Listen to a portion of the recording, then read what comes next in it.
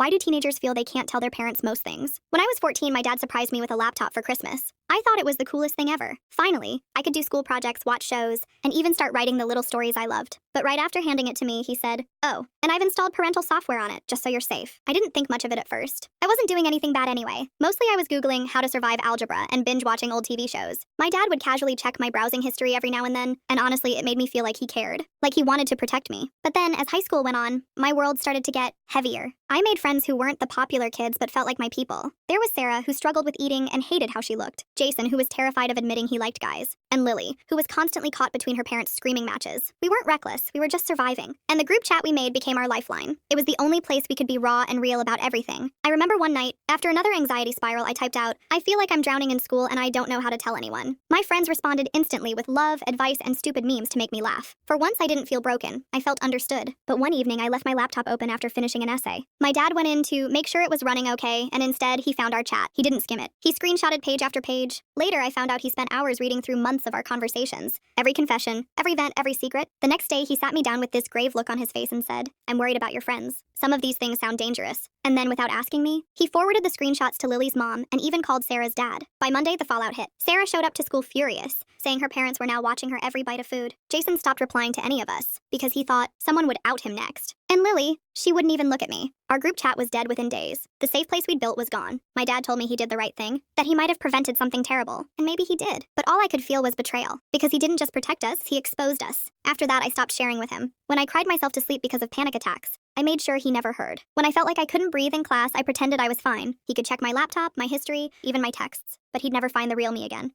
And that's the thing about teenagers. It's not that we don't want to tell our parents. It's that the moment we feel like we can't trust them with our truth, we learn to keep everything locked away, even the parts that matter most.